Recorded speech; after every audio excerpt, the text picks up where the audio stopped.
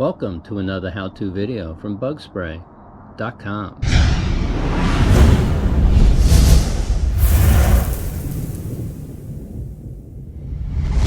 In this video, I'm going to be talking about our new sprayer. This is a no pump sprayer, and what I mean by that is basically the sprayer does not have any type of pump mechanism on it. It's a very simple design, and it's rapidly become my favorite sprayer because it has no moving parts. It's so easy to fill up, and it's so effortless to use. The sprayer has several simple designs that have enabled it to be very effective and efficient. I'm going to go over those features first, then we're going to add some water and demonstrate how it sprays.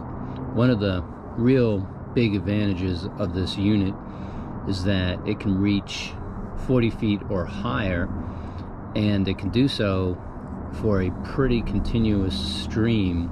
In other words, you'll be able to pump a good half gallon to a gallon with one tank full of pressure. So how do we do that? Well, first let's talk about the design of the sprayer.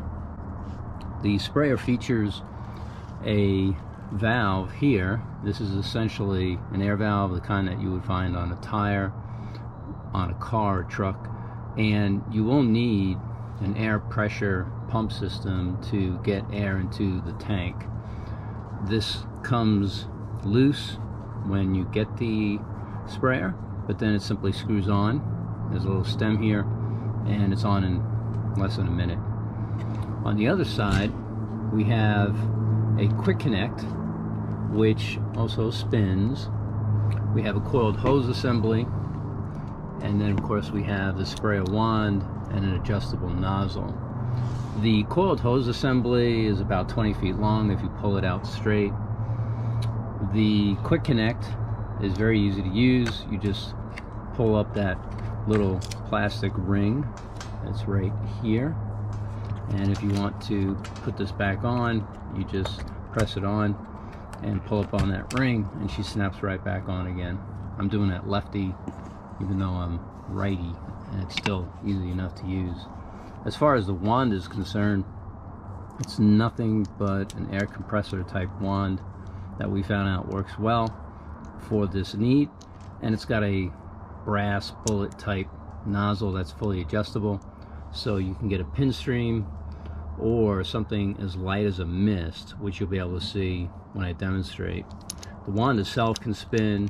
It's kind of handy, and what I really like about this design, of course, is that you can snap off the hose, and then you can release any fluids that are in the hose pretty much effortlessly. The other part of the sprayer is the lid, which I'm going to show you in a close-up view. The lid has a relief valve built in, and this serves a couple of features. So first, the tank that you're looking at here is the 3-gallon tank. We also sell this in a 5-gallon size. You will not be filling this completely with water and mixture. In fact, what you'll do, or what I have found works best for me, is with this 3-gallon tank, I'll add 1 gallon, maybe 1.5 gallons of water, then I'll add chemical, and then with the remaining space I'll fill that with air. The tank itself can be pumped up to 150 pounds of pressure, but I've only pumped it up to 80 pounds, and using 80 pounds I've been able to pump the entire tank empty without having to refill any air. In other words, I don't have to continuously pressurize it.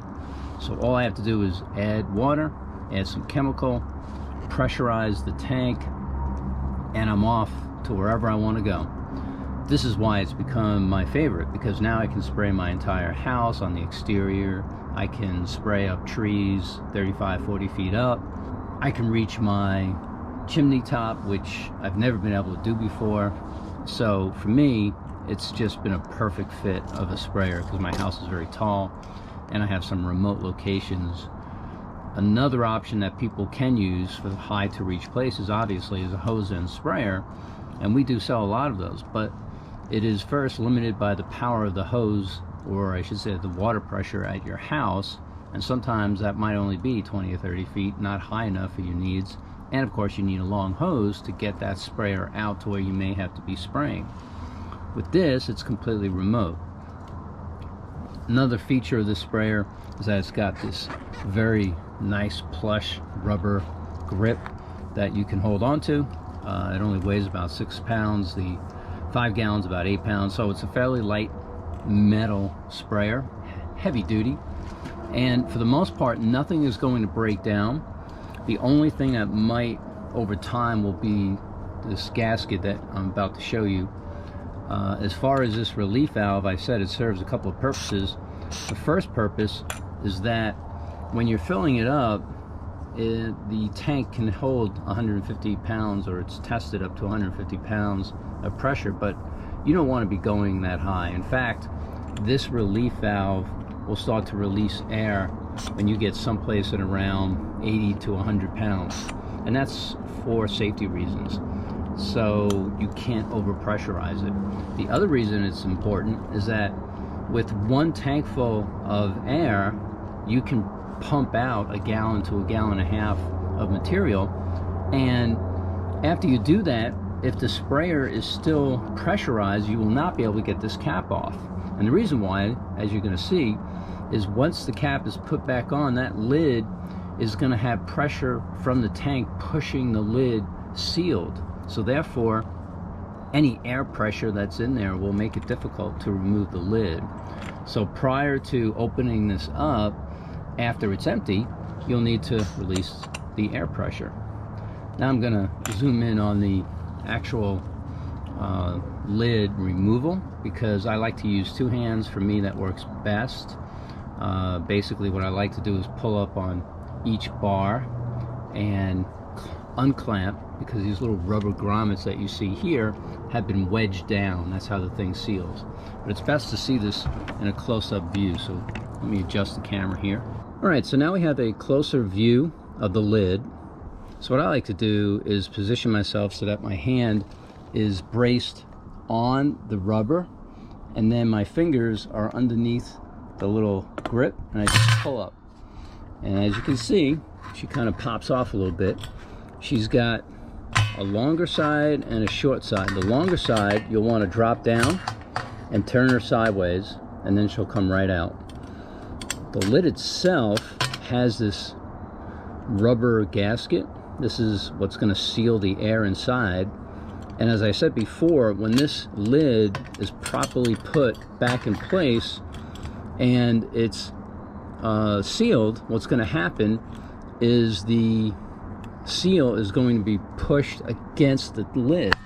And this is vital, because that just not only seals it tight, but then when you pressurize the sprayer, the air pressure is actually keeping it sealed, so there's no room for air to escape. As far as the interior of the sprayer, that's another very, very simple design, and what's cool about it is that it's designed to pump everything out. I'm not sure if you're going to be able to see. Way down there in the bottom, there is a little hole. It's not really a hole as much as it is a pothole. And what happens is that as the sprayer runs out of mixture, the very last part will be in that pothole. You also see a metal tube that runs from the bottom of the sprayer all the way up to the top. And when you have pressurized the sprayer, the air pressure is pushing all the fluid down, basically to that pothole, which then forces the fluids out of the hose, and of course allows you to pretty much completely empty the sprayer. You might wonder, why is there even any water in there? I have been rinsing it out a couple of times and practicing with it, so there is water in there. But when you're actually spraying, you can easily pump out the entire contents without trying, meaning you don't have to hold the sprayer in different directions. You just need to keep it straight and flat, and everything will funnel right down to that little pothole so that she will completely empty. So you'll have no wasted mixture that you got to contend with. And that's a big thing with common pump sprayers. So now what I'm going to do is add a little water. I'm then going to show you how we pressurize it using an electric pump, and then we're going to demonstrate the different spray patterns that she can do out there in the field. So now I'm ready to pump up or pressurize my sprayer. I have the lid affixed, I have added water for a demonstration, and I have my trusty tire inflator air pump here. This is a standard Black & Decker. Coincidentally, it can be dialed up to 150 pounds. I did not buy this pump for that specific use. I actually got it for a much lesser demand, mostly for tires on the automobiles. It has a plus and a negative here, so what we're going to do in this case is dial it up to we'll go to 80 pounds, so you can see the little adjustment here. And we'll go ahead and attach the snap-on valve there, and then we're just going to turn her on.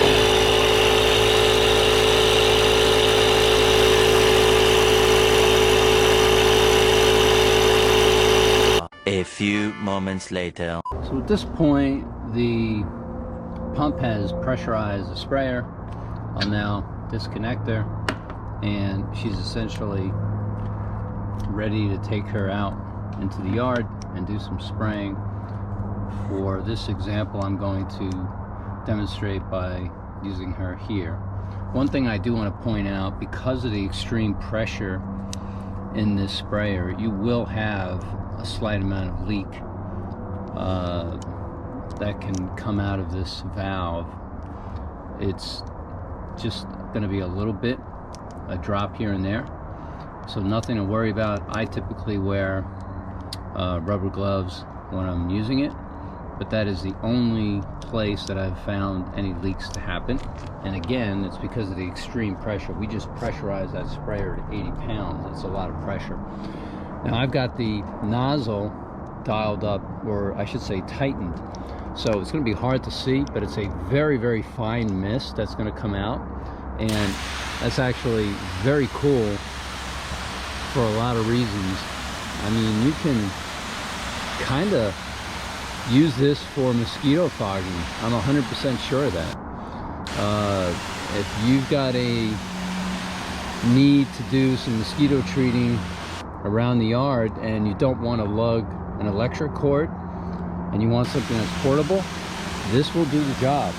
Again, I'm not sure how this is going to come out in the video, but you can see it's going quite a distance, probably 20, 30 feet or so, and it will just keep doing this with the charge that I've gotten there. Now, as we loosen the nozzle, the mist will begin to change, right?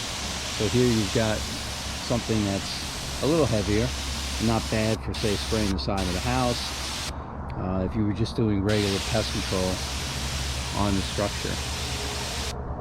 Loosen it a little more, and we'll start to see a pin stream that starts to develop.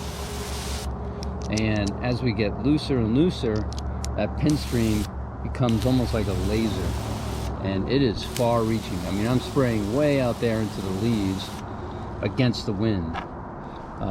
If you're spraying with the wind, you're going to be able to spray 35, 40 feet, no problem. I just literally just sprayed about 40 feet down, way down there into the shady part of the leaves, just before that tree. And I know how far it is from here. It's over 30 yards. It's about 33 yards to that tree. So, you know, I can, from remote locations, spray the base of the decking, which is down there. I can easily reach to the gutters, the top gutters, and then if I climb out of that window onto this roof, I can then reach the very peak of my chimney, which is another almost 40 feet up there. So overall, as I was saying, this sprayer has the amazing ability of spraying super powerful without any moving parts. And what's so cool is that you could just deplete the entire tank, maintaining this pressure all the while, you know, as far as the pumping, and not have to refill it with air. It just, that for some reason the 80 pounds will continuously pump out the entire tank with only one charge, and that is very handy. It's nice to have that ability of not having to constantly recharge it. I love that. You know, yeah, just fill it once, I go out in the field and I'm spraying, and I can get my job done, spray the entire tank. Now, as far as maintenance on her, there's really not a lot that you have to do.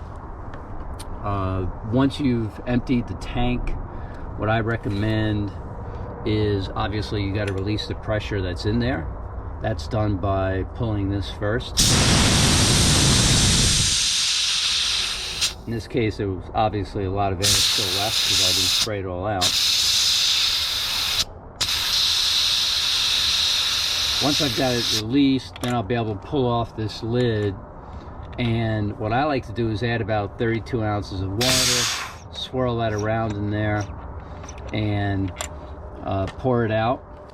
I also like to disconnect the hose.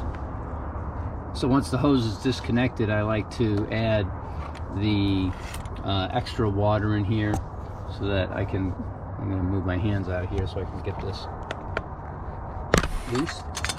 And then what I like to do is add about 32 ounces of water, swirl it around in there, you know, just to make sure there's no chemical, pour it out. I'll repeat that again, another 32 ounces. Then I'll add another 32 ounces, reconnect the hose, pressurize it to maybe 30-40 pounds, and spray out that entire 32 ounces. And what that does is it purges the hose assembly, so you know that you got no chemical sitting in there. And then I'll just disconnect the hose assembly, and I'll keep the lid off so that she can dry out, and that's it. So if you're needing a sprayer that has to reach 35-40 feet up, and you don't have the ability to drag a hose out there, and you don't want to spend $500 or more for a commercial type sprayer, they have backpack sprayers that can reach that high, which are battery operated. They feature diaphragm pumps, and for commercial applicators, I get it. But even for a professional, this sprayer is so handy because they can get a charge and walk around without having to pump, and it's just too handy. It's just too convenient.